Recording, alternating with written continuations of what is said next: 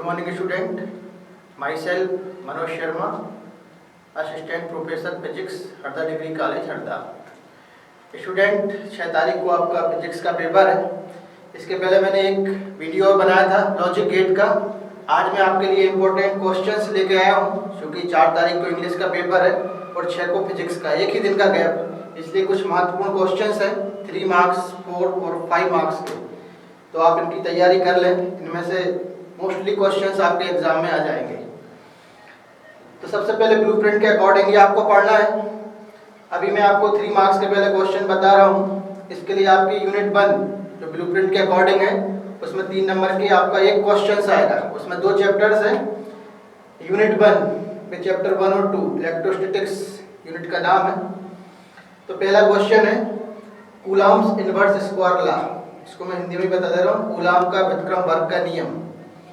दूसरा क्वेश्चन है आपका axial position for electric field, मतलब विद्युत क्षेत्र के लिए हमें अक्षीय स्थिति में व्यंजक ज्ञात करना है। अगला क्वेश्चन है ब्रॉड साइड ऑन पोजीशन, इसको कोएक्सियल पोजीशन भी कहते हैं या इक्वेटोरियल पोजीशन भी है, मतलब निरक्षीय स्थिति में विद्युत क्षेत्र के लिए हमें तीव्रता का व्यंजक ज्ञात करना है।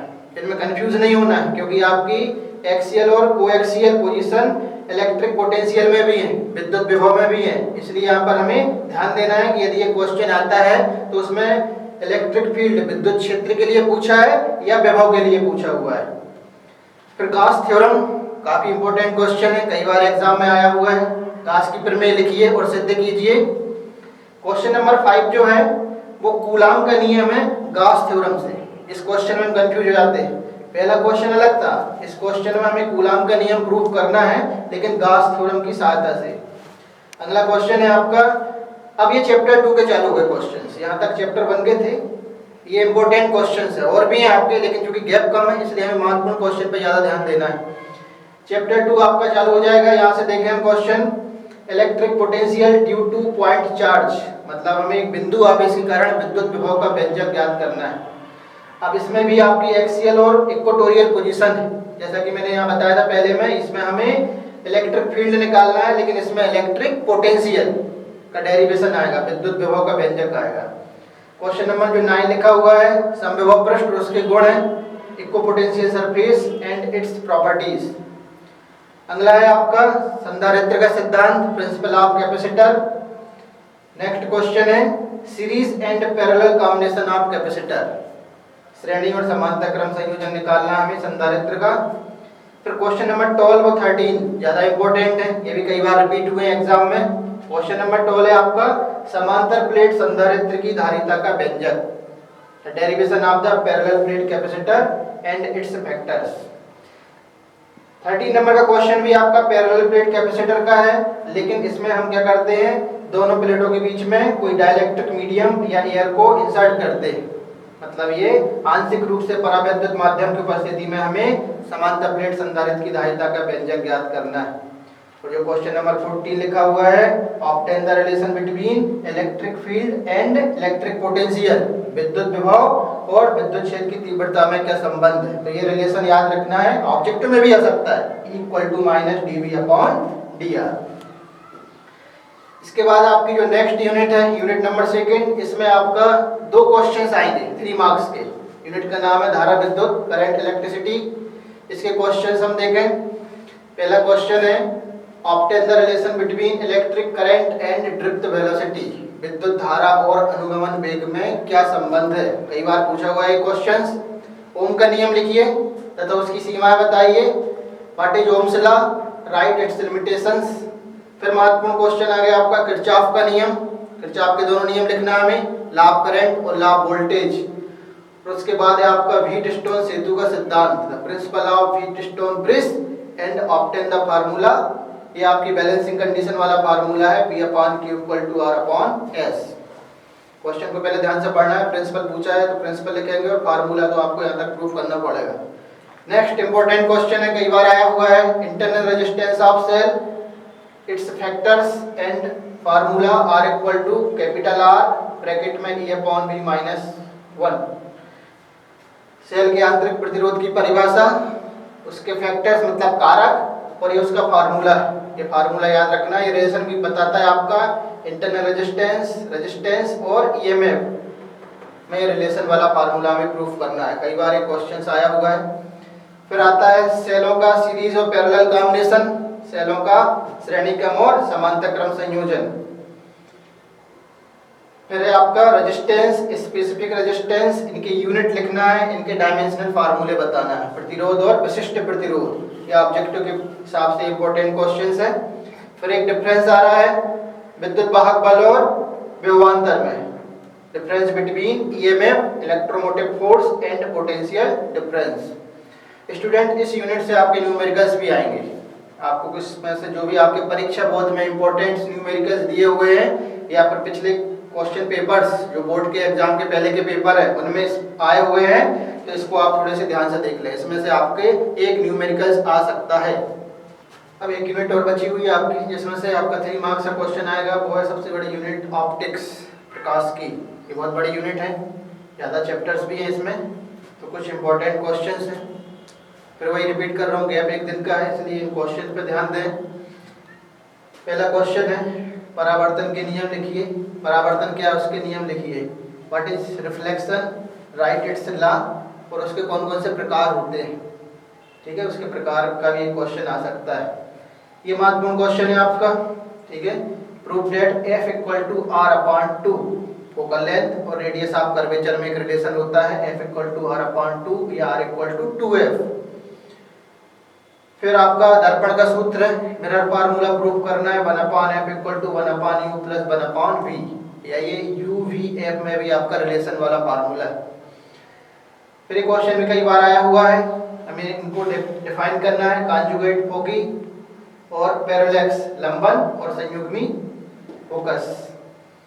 फिर अगला क्वेश्चन है प्रकाश की उत्कर्षणीयता का सिद्धांत लिखिए और प्रूफ करना है। इसमें हमें AμG equal to 1/GμA, principle of reversibility. फिर है आपका अगला question proof that AμW, WμG, GμA equal to 1। ये तीनों मीडियम में हमें ये प्रूफ करना है, फार्मूला आता है 1। ये भी कई बार क्वेश्चंस आ चुके हैं। ये बहुत महत्वपूर्ण क्वेश्चन है, कई बार रिपीट हुआ है। टोटल इंटरनल रिफ्लेक्शन, पूर्ण आंतरिक परावर्तन क्या है, इसकी शर्तें लिखिए। And proof that AμG equal to 1/sin C, ये क्रिटिकल एंगल में रिलेशन भी है आपका। AμG equal to 1/sin C या cosec C। स्टूडेंट इसमें से 5 मार्क्स का भी एक क्वेश्चन आएगा, हो सकता है कुछ क्वेश्चन इसमें 5 मार्क्स में भी आ सकते हैं, क्योंकि इसमें एक 3 का भी आना है और एक 5 का भी आना है, तो इनमें से कुछ क्वेश्चन हो सकता है 5 में भी पूछे जा सकते हैं। फिर लेंस फार्मूला, लेंस फार्मूला होता है 1/F equal to 1/V minus 1/U। इसमें माइनस आएगा आपका, और ये कॉन्वेक्स लेंस के लिए ज्यादातर पूछा जाता है। फिर है आपका इंटरफेरेंस ऑफ लाइट, व्यतिकरण क्या है, उसकी शर्तें लिखिए। राइट कंडीशंस, महत्वपूर्ण क्वेश्चन है। एक डिफरेंस आ रहा है व्यतिकरण और विवर्तन में, right the difference between interference and diffraction. ये क्वेश्चन भी महत्वपूर्ण है, 11 नंबर का। हाइगन थ्योरी ऑफ सेकेंडरी वेव्स, हाइगन की द्वितीयक तरंगिकाओं का सिद्धांत लिखिए। फिर कुछ क्वेश्चन और हैं इस तरह से लॉजिकल वाले, व्हाइट होता है स्टार ट्विंकल, तारे क्यों टिमटिमाते हैं, हीरा क्यों चमकता है, इस तरह के क्वेश्चंस भी आपको देख लेना है। अब हम 4 मार्क्स की तरफ जाते हैं। इसमें एक ही यूनिट है आपकी, लास्ट वाली यूनिट, यूनिट नंबर 9। इसमें से आपका एक 4 नंबर का क्वेश्चन आएगा। छोटी यूनिट है, सिलेक्टेड क्वेश्चन है।